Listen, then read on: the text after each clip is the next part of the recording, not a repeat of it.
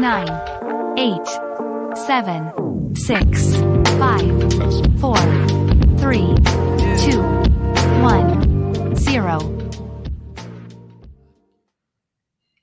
Cheers. Cheers. Welcome into this edition of Road Trippin with RJ and Channing. I'm your host, Allie Clifton. Richard Jefferson, Channing Frye. Yes, we are live. We actually thoroughly enjoyed doing lives during the NBA playoffs. So we're going to try this out because this is also going to be our weekly episode. So we're going to engage with you guys in the chat session. So feel free to ask questions, comments, throw us everything that you would like, and we'll see what we can tap into. We also have a mailbag that we did. Richard was out collecting mail, delivering mail. So we got some of your questions. We got interesting. Never been so hyped for mail. There we are. We've got some interesting questions to get to. But with that said, guys, how are you? I actually feel like it's been a minute because a lot has happened since the NBA Finals, because we really did an episode a week ago yesterday. Oh, wow. Not only did we have an NBA champion named, the Boston Celtics. Perk is still living on his high, which is why he's not currently with us, literally in the air, but he might join us at the end of this one. Perk gets a vacation? Shit, that's nice. Sylvester, what's up? Allison. Oh, you spell it like Channing does. Yep. Oh, come on. I spell your name differently every time I talk to you. Allesun, Allison. I mean, the list could go on. All right. Should we address it? Let's address it. Okay. So now everybody was wondering why Road Tripping signed with 342. We knew 7 months ago that JJ was leaving. We knew that JJ was getting a coaching job. We'd had very, very deep conversations with him collectively. I would make a joke about LeBron was in on all of these meetings. Clutch. It's not true. None of I these was there at the press conference. It's not true. It's not true. But we know that that's what all of you guys think. Let me be very, very honest. I don't want JJ's job. I don't want JJ's job as a coach. I think that's a terrible idea. Anybody that decides to coach, Luke Walton, best friend. Why would you coach? JJ coaching, but people that have those wants, brain types, desires, that's what they love. And I think everyone collectively is very happy for JJ. We're stoked. But as far as road tripping's road tripping. It's always going to be road tripping. Like I said, we support JJ. But yes, now you guys know that we are here to take over everything. It is now Richard Jefferson, Channing Frye, and Allie Clifton's 342 production. I'm kidding, because there's people that obviously I should join. See that? No. I would not. No. See, me and JJ didn't work together before, and I'm definitely not going to work for him. And I've already said no to about 1 million coaching jobs of people I like more than JJ. But all kidding aside, I think he's going to do a good job. I think it's a little lame when people talk about the no coaching experience. Jason Kidd didn't have any coaching experience. You know, there are people that have done this. There's many players that have stepped into that role. It doesn't matter. I've had coaches that never played basketball. Lawrence Frank was my coach. He was not a basketball player. Knew his shit. So like, don't tell me like basketball experience and all that. I get that. But the man has played the highest level. He's been at the highest level for 20 years, National Player of the Year. He understands the pressures that comes with that. So I wish him the best, man. We're excited. We're going to keep pushing along. We're going to keep doing podcasts. And honestly, I view it as one less person that we have to deal with. That's the way I view it. One less person. That's fine. I'll take him on the other side, because I still have to deal with JJ now for the upcoming regular seasons. What did you guys think of the press conference? Absolutely. Congratulations to JJ and happy birthday. It was all on the same day for him yesterday, taking that all in. I was at the press conference and I just, from where I sat, I thought he did a heck of a job. I had a chance to chat with him afterwards for our network on Spectrum Sportsnet. Just really blew away a lot of people in attendance. And I was very curious to chat with you guys and get your take on it. Channing? I mean, he speaks for a living. So if he sounded stupid up there, you probably, I think of all things he was going to do well, he was going to sound good. Okay. Because he's probably been practicing that speech for months. But like, and Richard makes a good point. I think JJ will be fine. The problem is JJ's going to make a mistake and everyone's going to crush him. He's going to lose him a game. And now most coaches will lose a team a game, but not every coach comes from being on TV to become a coach. So his microscope is going to be crazy. There's going to be something that happens during the course of the year, especially early, where they're like, oh, you have an extra timeout, or this guy has 2 fouls and you need to get out and his brain's moving fast. So if we can move past that, I think he's going to be fine. I think he's going to be a great coach. I also think let's temper expectations. No offense to the Lakers roster, y'all got to do something with that too. So you got a lot of moving pieces you need to adjust. You can't just be like, you can't just go get Phil Jackson and be like, coach this team and win a chip. You need to put the right pieces together. So there's a lot of work to do. But for me, if you only feel like, I take it as JJ is a hire for the future. JJ is a hire for the next, as long as he wants it, as long as he's doing it right. You don't hire somebody like JJ and go, we're just going for a chip now. You're like, hey, I want to develop Rui. When we get new picks, I want to develop and have a connection to that younger squad, along with the old fart you have over here is almost 40 years old. So like, you need somebody like that. And I think the criticism, which I think was, at times a little whatever, that's part of the job. You're going to get into a job. You're going to get hired. You're going to get fired. Like, that's part of coaching. But I think it's like the criticism, in my opinion, there was a portion of it that had to do with JJ, and there was a large portion of it that had to do with the actual Lakers and their organization. Like, let's play a hypothetical game. If Pop were to retire and JJ were to get that job, and Pop were to go in the front office and be Pat Riley, and they were like, JJ, you're going to be Eric Spoelstra, there would be, I think, I think the criticism would be exponentially lower, because you look at the organization as a stable place. You look at it as a stable place, as a stable, okay, this is how they're going to do. They're going to build. They got a young team, all of that stuff. But when you walk into a situation that, and we're being honest, has been, dysfunctional, but they've had success. They've been to a conference finals. They've won a championship, but they are not as consistent as I think they would like, and as I think the fan base would like. So I think the criticism of JJ was a bit unfair, but I think it was more of because the Lakers have been so up and down. Right. And so you're like, okay, you're gonna throw a person that everyone believes is an intelligent basketball mind and has the will and want to do it, but you're going to put him in a situation that has historically, and when I say historically, since Phil Jackson left, has had in and out of coaches. And I think that part, fell on JJ more. And it was like the Lakers, they were, and I know Allie they were nameless. They were just, the Lakers have been inconsistent. And then JJ, it's like, well, who's running the Lakers? Yeah. Who are the people that are making these decisions that have led for this inconsistency? That, to me, I think the Lakers hiring JJ, I think, is a good move as far as getting high-level basketball minds. And that's not a knock on Darvin Ham. That's not a knock on Frank Vogel. It just is like, this is where the Lakers are now, and this is how they're going to move forward. And I think they're going to be fine. I think JJ was going to get a job.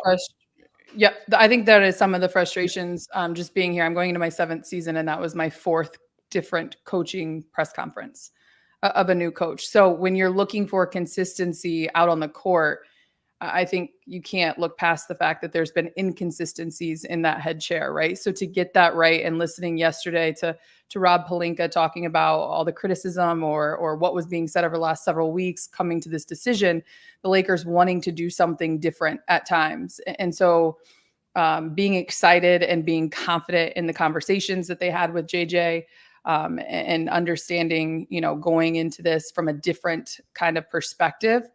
That's something that they were thrilled about. And look, to your point, Channing, you were about to say it. JJ was going to get a job. He's going to get a job now. But now my question to you is, when you're looking to now make that translate and bring all that consistency together out on the floor, How do you, obviously things we don't know. The Lakers have the 17th pick. They have the 55th pick in the draft. Obviously that comes tomorrow, Wednesday of this week, round 1. Then you've got LeBron, who has until Saturday to make a decision. You've got Anthony Davis through the 27-28 season. How do you see this all kind of coming together and ultimately putting JJ in a good position with a roster that is capable of winning? Wow. Really? Honestly, Allie, I was watching. Do you trade the 17th pick? Do you go after another big name? How do you guys? Yes. That's nice. Yes. Oh. Your window is not for development, in my opinion, with the still. 17th pick. Your window is not development. You got Bron for X amount of years. You got AD for X amount of years. You have not. Yes, that is an asset to move to get a quality player. You're not. It'd be different if you're like the 8th pick. We might be able to get a guy there. You might be able to get Derek Lively with the 10th pick. You might be able to get a guy. You talking about in the 20s? You talking about in the 20s that can help you, or 17 that can help you like now? In my opinion, I think you should move that pick. That's just my personal opinion. The Lakers have 2 first-round picks that they can trade, or 3. 3, I believe. 3. I believe it. Yeah. I don't know if there's a difference. If somebody wants it, if somebody wants that pick, what are you getting in return, though? That's what I'm saying. And so, again, you're sacrificing your future. To me, at 17, I have somebody, I could go get a big dude who can back up Anthony Davis, and I can develop him at that position. He's also not killing my cat. At 17 at this draft, we are talking about big fella from UConn, might go number 1. I said, well, who, why, where? But like, that's what I mean. 1 through 20, everyone's just throwing it up. So address a need, right? Go take a chance, right? See if you can't get a Bajemski. See if you can't get, somebody that's a sleeper that you go, you know what? He's going to be around AD. He's going to be around Bron. He's going to be around this new coach. And as those guys start to dip down, we can develop him into something that we can build. And he's not going to kill us on the cap. Okay, I hear you, Channing. So you're going to choose taking a chance, not killing you on the cap, versus using that to go get a player we know can play and contribute. At the 7th in this draft, if this was last year's draft with Wemby and all these guys, I'd probably say that. But who's excited about the 7th? Nobody's excited about the 1st pick. No one's excited about. They don't give a shit about 17, 12, 52. Like, who's everyone excited about? Bronny. That's it. Yeah. Wherever he goes, 50s, 60s, if he doesn't get drafted, whatever it is, that's the only people talk about. It sucks for everyone else, but like there's no one that has made any type of mark media-wise about this draft. Okay. I'm gonna pivot really quickly. Somebody said, are you guys going to go lives during the Olympics? When's the Olympics? Channing. Like what dates? I don't be knowing the dates. Bro, y'all see what we working with? Chang's like Olympics this year? No. I know that they're this year. I got invited to go. I said no. Oh, fancy pants. Okay, so when did you get invited to go? When I was in Paris this winter. No, my point. God, I hate you. My point is when, like, what month are the Olympics? Oh, I don't know. Maybe August, aren't they? Are they in August? Yes, we love you. Well, it's already July, so obviously it's not next month. Okay, so in August, I what do you guys think? I'm down. I would love to. We don't have to go every single night, Channing. No. We're doing USA games after USA games or after medal rounds. Yeah, we're not breaking. How about after swimming events? I freaking love swimming at the Olympics. Yeah, I'm down. Genetics. Look, you ain't got. I love you. My one goal in life was to be in the Olympics as a swimmer. It's the one goal I had. That ain't it. That ain't it. That ain't it. Okay, so yeah, we'll see you guys. You'll see some variation of Road Tripping going live after USA basketball. You will see that. We also are going to be at Summer League in a couple of weeks and plan to go live during that time with some fun guests. Oh. Channing, get your ass there. So people, I just got back from Vegas. Do you not see it in my eyes? Lauren just turned 40. Godly. Oh, happy birthday, Lauren. Yeah. JJ turned 42. That's crazy. 40. comma, Also, 2. He's still not the youngest coach in the league. How about that? Guys, wild. That is wild. Wild. And just 6 months older than his star player.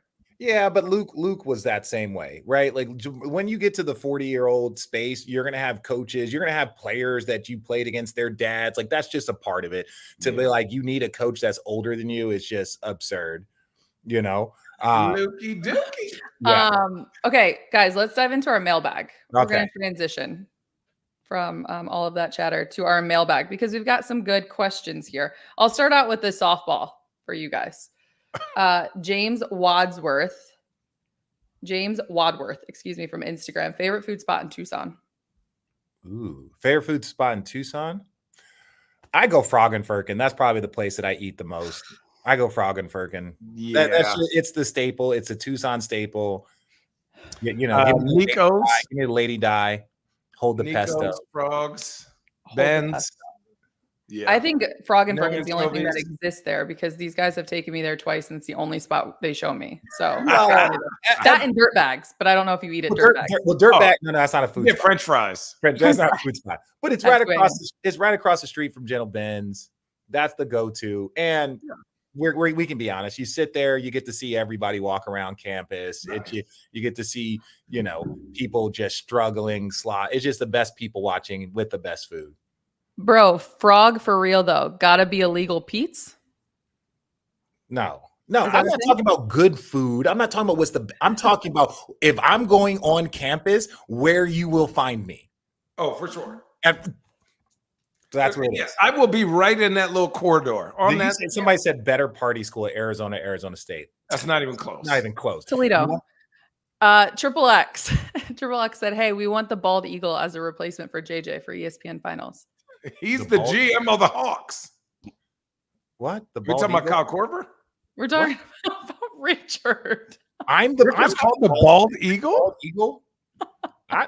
Remember, Korver has a full bald eagle tattoo on his ribs. Let me say this. Oh my God, that's so funny. Currently, right now, we don't know who's in that position. The finals position, you know, Mark and Jeff had a historic Hall of Fame run. I think they should be in the Hall of Fame, in my opinion, as broadcasters. Then Doris steps in. She's the first female to ever sideline interview. I will not be interviewing that turncoat.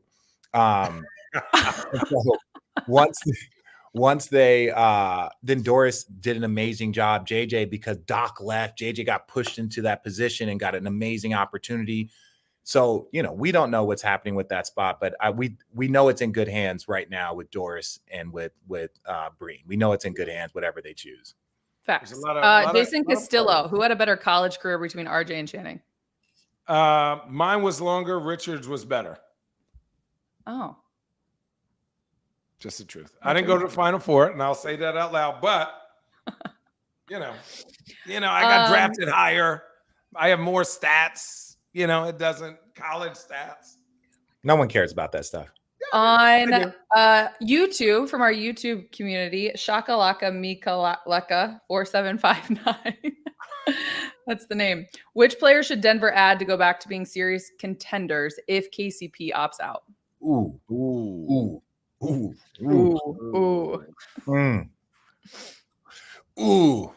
No one.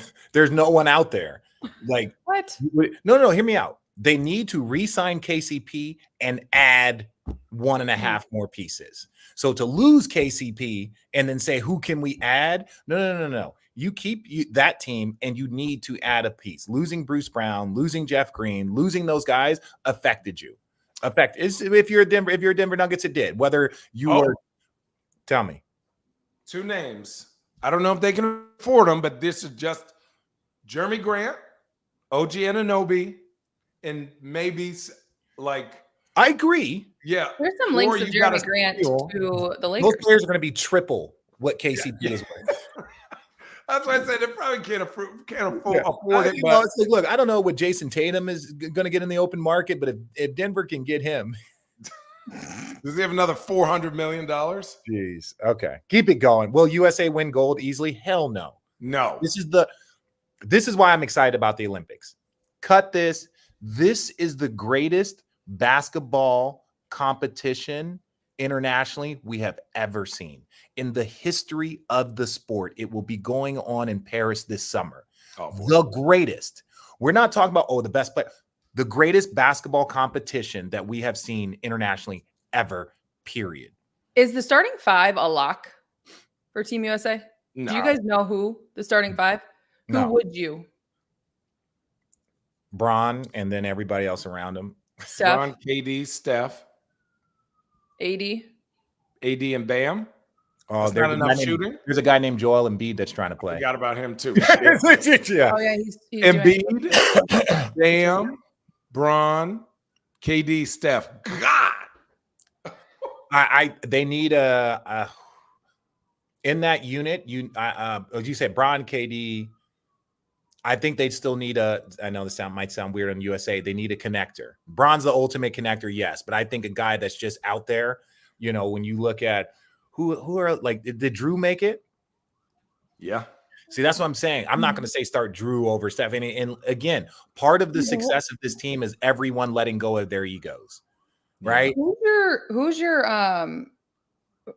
who's your position? Like, name it out as positions. Well, it's hard because international basketball is played differently. It's just played differently. You have to be bigger in international. Even if Drew you start, made let's say, it, Tyrese made it, Ant Edwards made it, Booker made it. they got to come off the bench. Agreed. Tatum, Kawhi. He's hurt. I heard everyone saying Kawhi's hurt. So is Embiid. So even if you start AD, if Kawhi is hurt, do they add Caitlin Clark? Jesus Christ, Richard. You know what? There's going to be a 20-minute discussion on a network about that. It'll be good for the growth of the game. That's funny. Chat. So funny. Chat. That was funny. That was funny. Very Chat. funny. Come on. That is Come on. very funny. That was funny.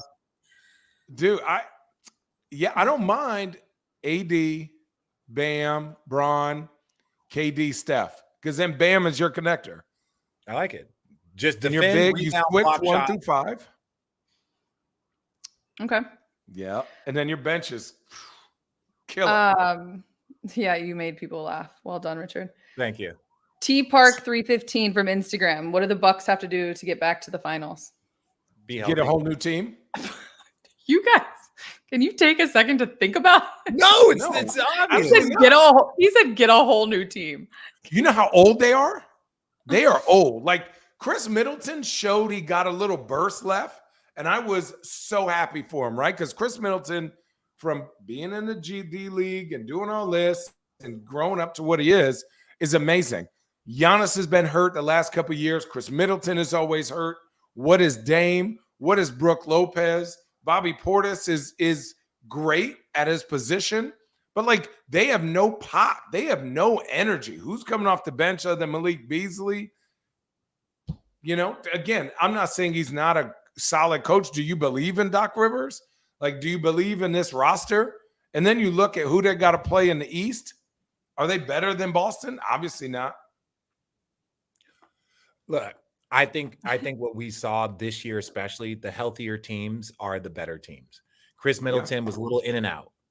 Then Giannis, obviously at the end, you're not going to be able to accomplish anything without the big fella, right? There's no team in the league that can withstand that long term. You can do it. You saw what happened when the Sixers, when Embiid went out and he dropped down. To me, the Bucks need to be healthy. I think they have to improve 1 or 2 pieces, but I don't think they have any space to do that. Can they go get a defender? Can they go get a one-level defender, like to be in the backcourt with Dame Lillard? Because you know he can score. And I don't even think Dame is not great defensively, but he's not Trey Young. He's not Luka out there defensively, in my opinion. I think he gives enough effort, but you still need more around him when you look at the way the league is going and the pace and all that stuff. So the Bucks got a little bit. They got to work. This was interesting over the last couple of days. Name TBD from YouTube. With Caruso on OKC, are they now the most complete team in the NBA next to Boston? What did you guys think of that whole move? Alex Caruso. Love Josh it. Giddey. Love it. Josh. Because now in the draft, you just go get a big guy. You got another legit 7'2", big old dude. Hey, listen, You're going to be down here. We need you to be Valanciunas. We're going to need you to be Zubac. We're going to need you to be all these big dudes. Just be that. And we're good. I am so glad that, and you guys know that I was critical Presti. Not that he's not a genius, but even geniuses can have criticism. I'm going to explain why it's a good move on both sides. The reason Presti, he was like, oh, the team was ahead. This team was number one, like top 3 at the Christmas. They were top 3 at the trade deadline, and they had a big deficiency that they didn't address. And now, they're ahead of schedule. It's like, no, this team could have gone to the NBA Finals if you would have added 1 or 2 of the right pieces. They could have been to the NBA Finals, and we see that now. Yeah. This is why it's a good move for Chicago. 1, not having Lonzo Ball, they had no connector, right? They had no connector to get people the ball. They had plenty of guys that could score and do some stuff. They didn't have a connector, and they don't know Lonzo Ball's health. The reason why it's a big deal for OKC is everyone loves Caruso, so you don't have to worry about the locker room. He's a defender and he's a shooter. Giddey couldn't shoot, so that's why it caused a little bit of where do you play him? When do you play him? They brought him off the bench for some stuff. So I think he can be successful in Chicago. And I think adding a top 10 perimeter defender and a guy that can shoot and a good locker room guy to that core is a great move for OKC. He's a great piece because he already won. So you go, hey, this team has success. Some games you're going to start. Some games you're going to come off the bench and play 40 minutes. Like, he gets it. He's coming in there with no ego. He wants to show his value is already created. So all he has to do, like an Al Horford, is to show up and be him. He is not there for stats. He's there to do the right play every single time, which I think is great. And also, Kobe White had a great year, but Kobe White is more of a scoring guard, where Josh Giddey, because he doesn't shoot as well, is more of a point guard. So yeah, it doesn't look like it on paper, but I think Josh Giddey is going to get an opportunity to be a true point guard for the Bulls. And I think the Bulls make moves. I don't want to say blow it up, but I think they make big moves. Someone said no draft capital from OKC. Yeah, look, this is my thing. If you were to tell me right now, Giddey has a pretty high upside still. I still believe that he's already proven he can play, and it's more of like, how good can he be? Some of that is he needs that space, right? So the Bulls look at it like, hey, we got a young top 10 player that is still moving. He just didn't fit with that squad. Could you have tried to get some draft capital? Yes. If you take Giddey, you move off because now you're getting younger. You're like, hey, we're going to go in this direction. Yes, you would have liked to get draft capital. Presti doesn't give up draft capital. Do you know what he gets? He gets draft capital. That's why they got 200 picks. So that's my thing. Yes, you didn't get draft capital, but you still were able to get Giddey, who is a player that I think could be a very, very good player in the next 5, 10, 15 years for him. For sure. Very solid player. Yeah. Joe Boy 13 from the chat over here. If the Lakers get Jeremy Grant via future picks, would that be enough to push them into the real mix? I think so. I don't think so. Richard, you got to think everyone in the West is huge, right? Big 7-footers. You can't play AD all season at the 5 and win. But hear me out. Grant is 6'9" and athletic. Could he play the small ball 5? Could he play the 5? How many 5s could he legitimately not guard? Oh, you could say he could. No one can guard Jokic. I was going to say no one can guard Jokic. He could guard Sabonis. I stand by. He could guard Sabonis. Tear him up. Sabonis had Wemby. 6 straight doubles. You're saying who do you go get? Okay, fair. You're saying he couldn't. You're saying he could. Jeremy Grant couldn't not guard those guys. Okay. You're just being a little shit. I am. I'm being an asshole. I was going to name every single one. Yeah. Jeremy Grant, to me, is a power forward, like an old school power forward hybrid. He can guard the small balls and allow Anthony Davis to be off. Think Aaron Gordon. He could be the Aaron Gordon. He was Aaron Gordon for the Denver Nuggets. Before he was Aaron Gordon when he was with the Denver Nuggets and they were balling. Jeremy Grant. And then he went to Detroit, then Detroit sent him to Portland. So then you say, okay, he could be the Aaron Gordon And then he guards the bigs. He guards that. Is that what he wants to do? No, but that helps AD. You still need a big. You still need a traditional big, in my opinion. But I think Jeremy Grant, because you don't have to call plays for him. He's an energy guy. He's a better version. He's the Michael Jordan of Vanderbilts. Okay. Also, Jeremy Grant played the 3. Somebody said Millsap was the 4 in Denver. Thank you, Cameron. I was there when Millsap was the 4 in Denver. And then he left. They added Jeremy Grant. Then Jeremy Grant left, and then they added Aaron Gordon. Come on, man. We're not always right, but we fucking know. Yeah. And also in today's game, you're going to have interchange. You almost want your smaller athletic guy to guard those kind of centers because then it's a mismatch on the other end. So, like, if Jeremy Grant has to guard Valanciunas, then that means the Pelicans have to throw the ball to Valanciunas 5 or 10 times. And that means Brandon Ingram's not getting it or Zion's not getting it. And then on the other end, you're cross matchup to a guy who can give you 20. So it is a cat and mouse game. You're not going to do that versus Jokic, but who is? And you just got to have guys behind that are really good.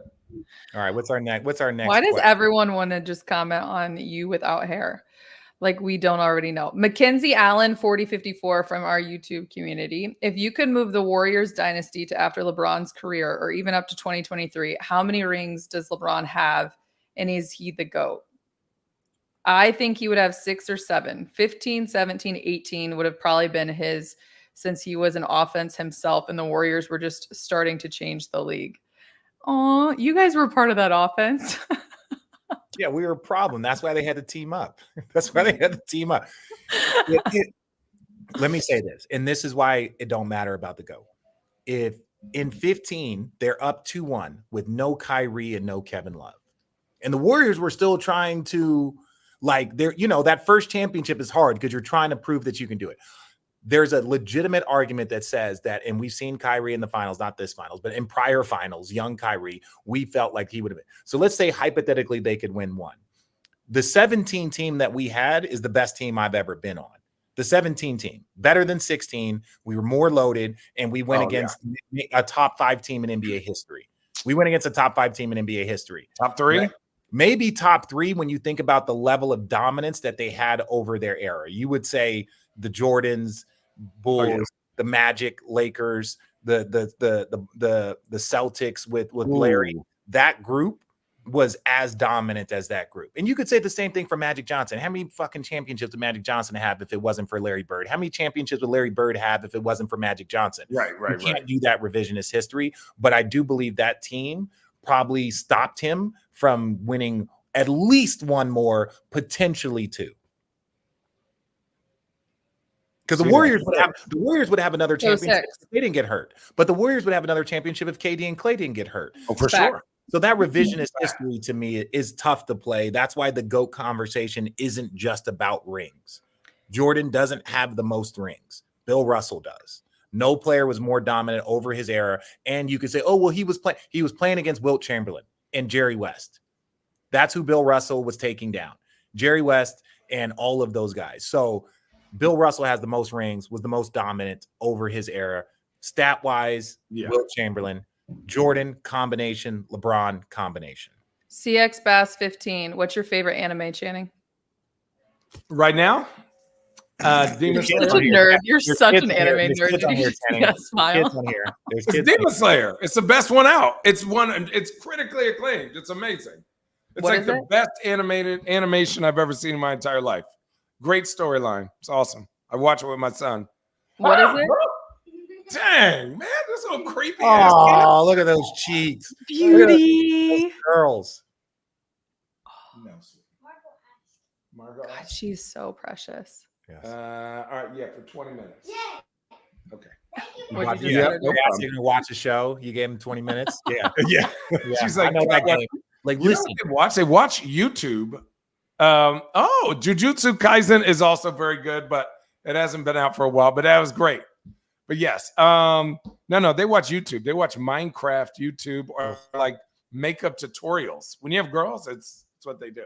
My kids are heavy on Teen Titans. Oh, heavy. Love Teen Titans. Heavy on Teen Titans. Let's do this. It is good. Would I ever coach? No. It's a shitty job. way too close to the camera. Let's do this. 2013 Heat versus 2013. Did Allie's mic just go out? Yep. We didn't like her anyway. Allie's mic is out. Did you push a button, Allie? That was rude. I can still hear you. I know. 2013 Heat versus 2017 Warriors. Hey, Channing, can you stop picking your teeth while we're on live? Sorry. I was thinking about the answer. What was your question? The Heat versus Warriors? 2013 Heat, that roster. That Warriors cooks them. That Warriors cooks.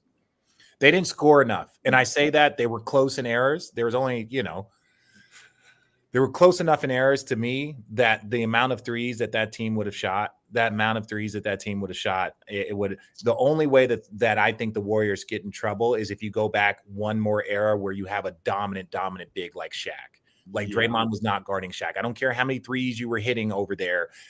You didn't have enough size for Shaq. You didn't have enough players. You'd be in foul trouble. And you also had to play defense. Like exactly. When you get a layup, that's how to beat them. They get to set their defense. And I think you forgot how big and tall that team was. So they just switch 1 through 5. Yeah, you press up on them. They try and get you to go down. I'm not saying that the Warriors wouldn't win games of this, but I just think that the Warriors team versus any other team that didn't have a dominant big, they would have struggled. You tell me about the San Antonio Spurs with Tim Duncan and David Robinson. I'm sorry. I'm going to pick those dominant bigs and then the guards and wings around. That's just my opinion. Chocolate Lady Cap, where's Kendrick? He's in the air, but he is a part of us, so he will be there. Somebody named Chocolate's looking for Kendrick. He's looking for chocolate too. Stop it. Aximus 11 on YouTube. What does the Minnesota Timberwolves players need to do improve to get to the finals next year? Just keep working. Keep watch working. Film. Keep getting in the lab. Keep getting in the lab, man. That's it. Why that, Channing? Why so strong? I think we don't realize whether people realize or not how young Anthony Edwards is, and his mistakes came literally from him just going, I've run out of stuff in my brain. Like I've reached the max of how hard I worked. This summer when he was with Team USA, and I tell this story all the time, Grant Hill was telling me every single day Anthony Edwards was the best player on that court. Every single day. Every single drill, every single day. He said it was amazing. And he said what happened was he started to work out with Steph, and then that's when it got wild. Because I think Anthony even, and Edwards says, I thought I worked out hard. He goes, I did one workout with Steph and realized my workouts were remedial. And so he switched his whole thing up. Now, mind you, let's say he does that this summer.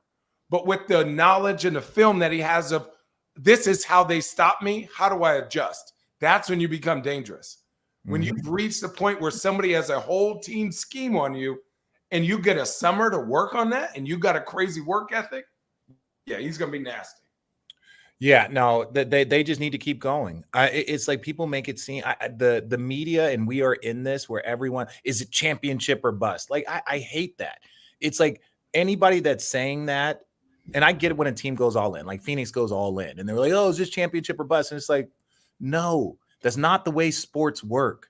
No. You can't have 6 teams that have championship or bust. That's not the way it works, right? Like teams stopped investing in trying to beat the Warriors. Do you remember when the Warriors were like in the middle of their shit? People were like, we're not going to go into the cap. We can't, there's no reason for us to go into the cap. There's no players that we can get that we can compete against that team. So we might as well save our money and wait for our opportunity to really explode. Yeah. Right. So there's also one question. Sylvester Toe, he goes, Toe Jr.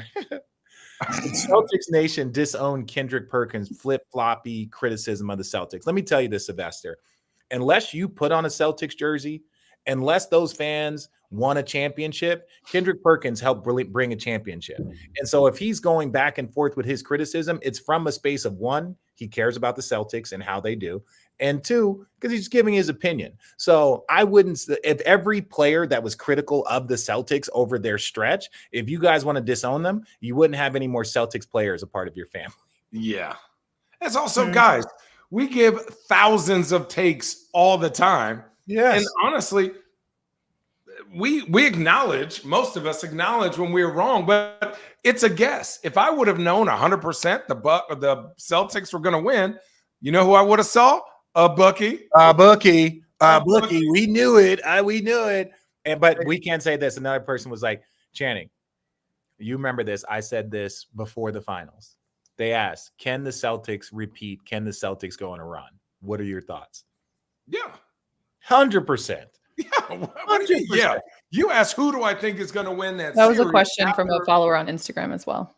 Yeah. After Dallas they went through the West and they beat handedly the Minnesota Timberwolves. If you were there with us, you'd be like, hey, man, Luka's balling out. Nobody knew that Boston's game plan was going to absolutely destroy them. Nobody assumed that Kyrie was going to not be up to Kyrie's standards, right? And who knew that Porzingis coming off the bench would reinvigorate his whole career? Plexico Jones. So Jason Tatum is in number 2 now? No. Who? A number 2 that led him points, rebounds, and assists. Like, stop. Like, why are you guys infatuated with number 2? It's because we talk about it, because the media talks about it. Like that's just what it is. Who's number 2? Who's the best player? Who's this? Where do you rank Jason Tatum? It's like Jason Tatum's out here winning games, just won a championship, multiple-time first-team All-NBA. He's 26 years old. He's going to be All-NBA another 5 times in his career at least. It don't matter who's number 1 and number 2. Steph didn't win his finals MVP to win, and we were giving him all the love. He didn't win his first finals MVP. The next 2 went to Kevin Durant, and then he got one to solidify his career. I guarantee you that Jason Tatum would do the exact same path. If you said, hey, you could win 4 championships and you wouldn't win your finals MVP until the 4th one, Jason Tatum would sign up for that right now. Every player would sign up for that. Who gives a shit who's number 1 and number 2? Steph was number 1 sometimes. Other times he might have been number 2 next to Kevin Durant. Didn't mean that Steph wasn't a top 5 player in the league. He wasn't the best shooter of all time. So it doesn't matter who's number 1 and number 2. It don't. That's wild. Listen, it is a gift to have that argument on your team, that you have 2 great players like that, where when I say, and I love Jaylen Brown, I love the idea of him, that prototype of a player. But if at any moment, Jason Tatum, they just do this, like, what is needed? Oh, you got the best player on you? Here, I'll go get you 30. Oh, I got the best player? You go get the 30. Like, that's just how it is. And they're lucky. And the Celtics did it different. I didn't think it was going to work. And they bought in, and they bought into a system, and they put the right players around their young talent. Drew Holiday, Derek White, Al Horford, Porzingis. Like, you can go down the list. Those are great dudes that don't play. They play egoless basketball, that it makes it hard for them to stop, because all of them are like, well, you shoot it. Ralph, then stop putting him in top 5s or fucking what? What you gonna do? Or what? Who's in the top 5? He said, well, stop putting Jason Tatum in your top 5 or what? Oh, I don't have Jason Tatum in my top 5. No, I'm just saying he was first team All NBA. Oh, he was. So that's what I'm saying. You can be first team. The best player this year. He was the best player during the regular season on the best team. You got to put him on there. Yeah, it doesn't make any sense. Stop doing that or what? Who cares? Junior Estrada, do you think what Dallas needs is a solid power forward? Oh, they need no. They don't need a position player. They need a bucket getter. Say it with your head, Richard. What do you say? Thank you. That's the comment. Say it with your head, Richard. They need another bucket getter aside Kyrie, and it doesn't need to be. It could be a person off the bench, a 6 man of the year type. That's what they need, in my opinion. They need one more person that can give them a burst of scoring. They got all the shooting around, and that what they saw, and they got exposed in the postseason, because the Celtics had the ability to do it, is that they showed, like, these 2 will limit the shot that they create for the others, and they're going to have issues. So if you had one more guy that could go create shots, and again, these dudes don't grow on trees, that's all they need. Cam Thomas, he's that type of guy, but the Nets ain't giving him up. Did you guys? I don't think it addresses, I don't think Cam Thomas stylistically kind of hijacks an offense where they need somebody who's a little bit bigger and a little bit more efficient, right? Like Brandon Luka. Ingram. We got some guys in the comments or some individuals. Brandon Ingram? No Ingram way. You cannot have Brandon, Luka, and Kyrie. It's the same dude, but just 3 different heights. It's the same dude. You would have to give up so much of your team to get Brandon Ingram. I think fans are going to really see how much this cap and all this stuff is going crazy over the next like 2 seasons. You're going to see you can't get these players on your team without giving up so much. If you don't believe me, ask the Phoenix Suns. Sylvester Toe Jr., Allie, is Jimmy getting traded this offseason? If so, where to? Do you guys see Jimmy back in Miami? I don't know. You know who might be? Okay, this is a wild name. I'm still on Dallas. Back in Miami. If Dallas figured out a way to finagle Lauri Markkanen from Utah, now we talk. That's who they need. Boom, Channing. Dallas, Lauri Markkanen to Dallas. What? He's probably the most talked about, not talked about person that might get traded. He would change the Lakers.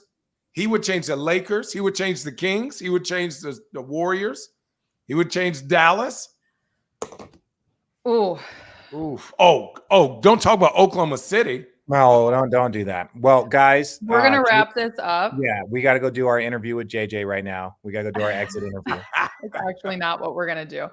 But I do want to ask you guys really quick. I want to end on this. If you guys could answer this question, because I was saving this for the end, but I wanted you guys to obviously continue with the questions.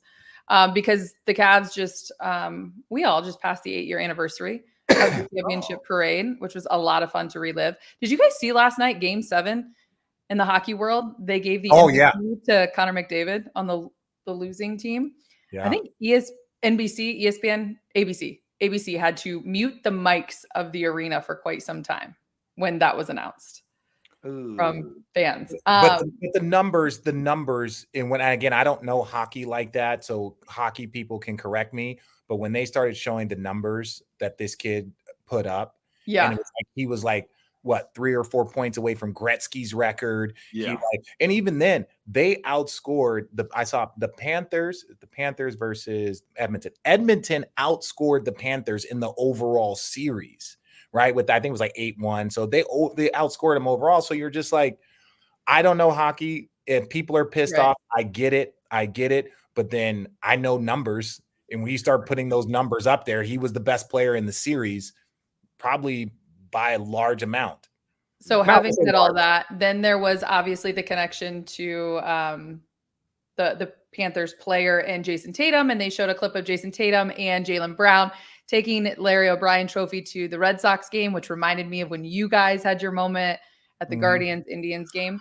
So I thought we could end with this one from our YouTube community. Forest City Trivia 9167. Will you pretty please, with sugar on top, share a story from the Cavs parade that you've never shared before? Have we never talked about how we actually got the trophy and no one else did?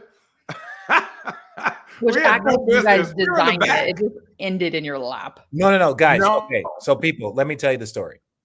So the parade, if you guys remember, the parade in Cleveland, they were not ready. Everyone was just in the street. There was no barriers or nothing. It was just in the street, and the cars were just slowly making a wedge so people can move. It was nuts. I was waiting so long for the guys to come on their floats that I had to interview a horse. Yeah. A horse.